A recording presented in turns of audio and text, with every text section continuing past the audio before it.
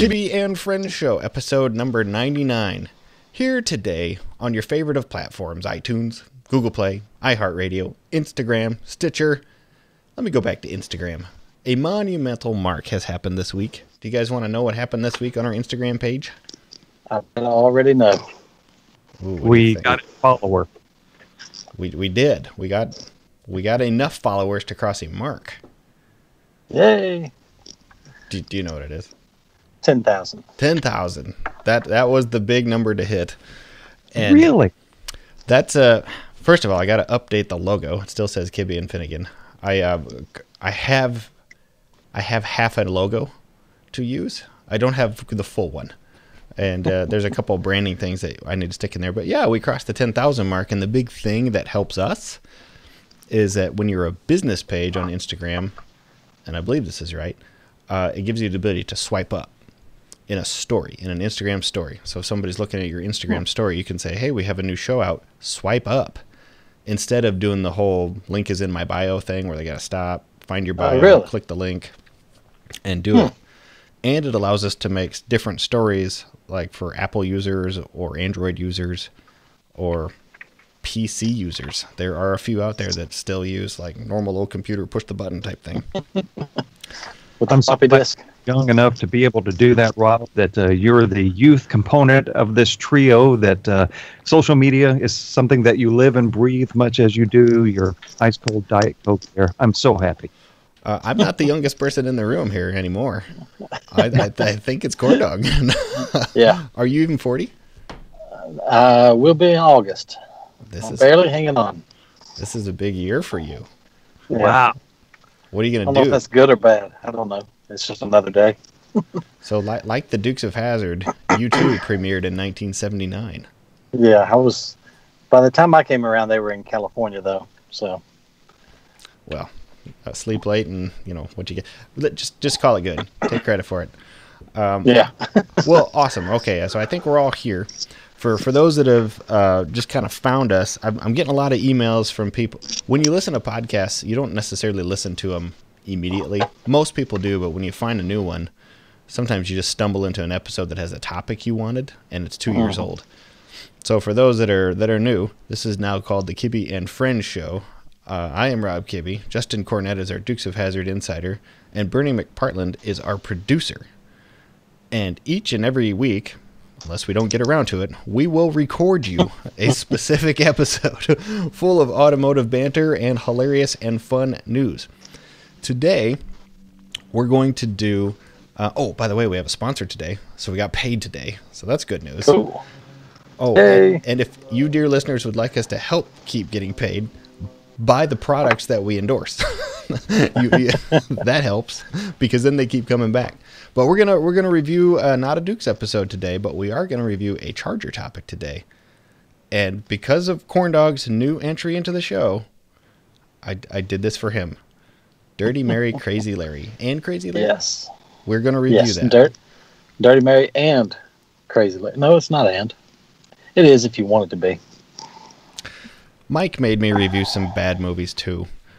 And wait, 2 as well. This is a great movie. We'll get, you know what? We'll get to this later. But if it weren't for the Charger, man, there is very little redeeming. Hey, I gave you heads up. You did. We'll get to that later. I thought what we might do is a little bit of news segment, and we're not going to have a Burning Bernie this week. But I thought what we could do is a Bernie on the news, and Bernie has some news topics, because this is a show we're here for the people. People need to know what's going on in the world. Nobody even reads the newspaper anymore, so this might be their only chance to know what's important. Bernie, do you have some topics for us to hit? You told me to do some news stories. You didn't say they had to be important. Well, it doesn't matter. News is all jacked up anyway. I'll go with you on that. All right, well, let's try this then. We'll go for the super news theme and see if that works. Mm-hmm. How's that? That newsy? We hear it. Sounds newsy. Awesome. All right. Well, found this from Detroit. Average American consumers getting priced out of the new vehicle market. Peter Welch is the CEO of the National Automobile Dealers Association, and he said at the Automotive News World Congress that new vehicle prices are hitting an all-time high, $35,377. That puts the average payment now at $538. Interest rates on that loan, 5.7%. If you're buying a used car, percentage on loans is 9%. And longer terms are now terms of that loan are now 64.3 months for a new car, average nationwide. When's the last time you guys bought a new car? I bought a car in 2012. 2012. I've never bought a new car. Everything. I mean, if you see, I'm driving a 1990 Dodge Ram Charger today. So, my wife, she has the newest vehicle, and it's an 05. 05. What did you get, Bernie? Did you get it? Oh, wait, you got your Colorado? An LS? My LS powered Colorado in 2012. I'll never sell it. We do have in our construction business the newest vehicle. It's a 2016 3/4 ton Chevy diesel, and it was $50,000. And that's just kind of the norm anymore if you're looking for something with a little bit of decked out stuff on it. But I don't know. I mean, we certainly wouldn't do that if we were not in the context of a business. And it's a business vehicle. Jeez, right. I mean, stuff costs a lot of money. Body shop business, we'll get brand new vehicles from a dealership that maybe got a little scratch or a ding or whatever, and they'll still have the window sticker on it. And I'll see every time one comes in, I just look at the price. Not that I'm looking to buy it, but it's just interesting to see what people will pay for these brand new vehicles. And some of them, a pretty loaded out truck, $70,000, and that's just crazy to me to know that someone can spend $70,000 on a brand new truck and keep it for a few years and then go to the next one and take a huge hit on it. Seems to be the way the world works. Okay, well, that's depressing. What else you got, Bernie? I got a question first. If you get a $70,000 truck in there and it's got a scratch on it, do you sand it, mask it, and blend it, or do you use that stuff on TV where it's just the magic pen and you paint it and then wax it and call it good? Don't tell anybody, but we use the pen.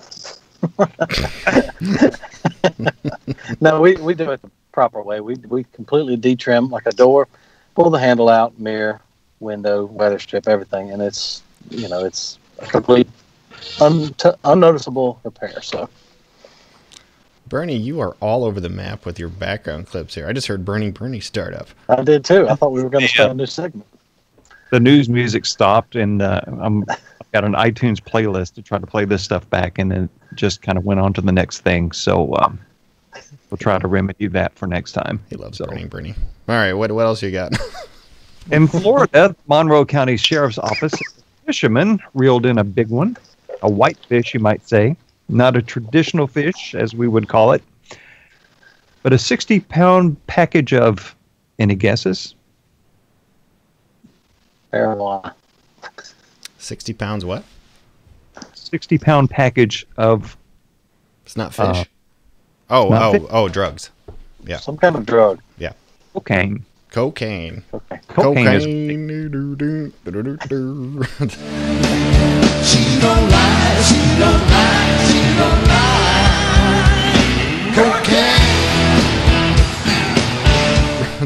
Cocaine. And here's the fun part. The fishermen didn't know at first it was cocaine.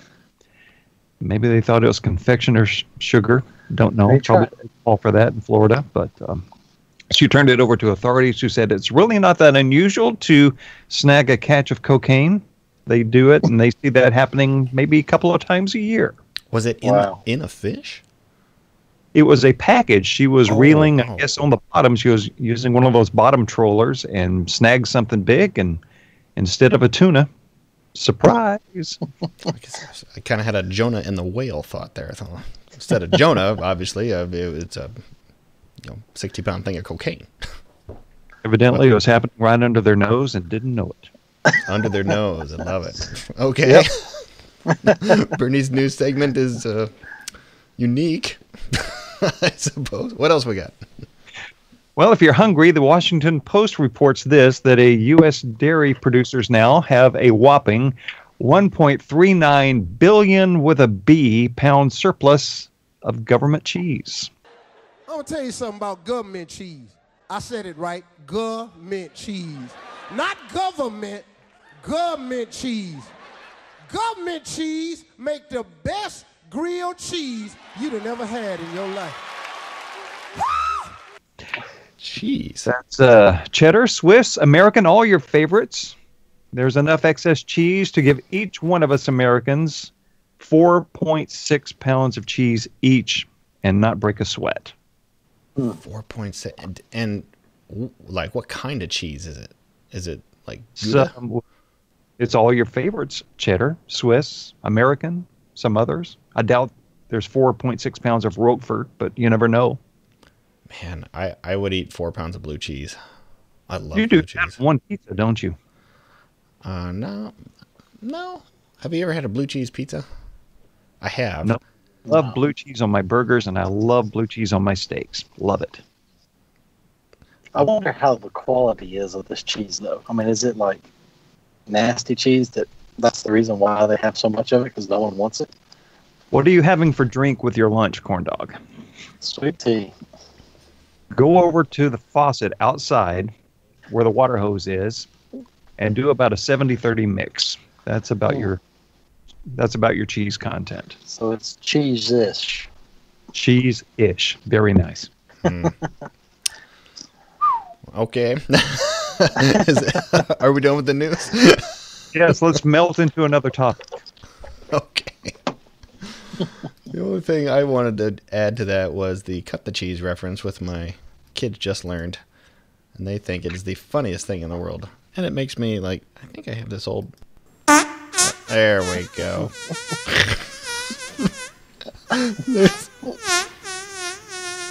I wonder when dudes get over fart jokes. I don't... I will never. And you saw what happened there, right? When he started playing those sound effects, he instantly re-became the youngest man in the room. My dad, who I'm sure will hear this, but he has a huge tell when he is trying to sneak a left cheek. He will lean one direction.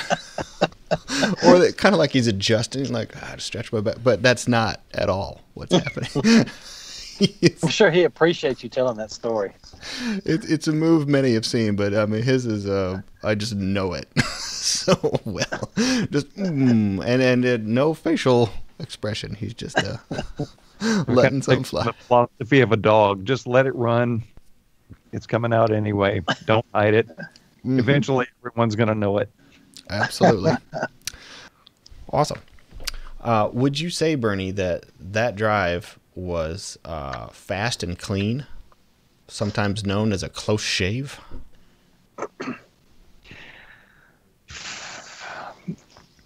He was really good. He stuck it to the track. He kept his line, produced plenty of smoke, and put on a good show. We didn't hit a barrier, if that's what you're getting at.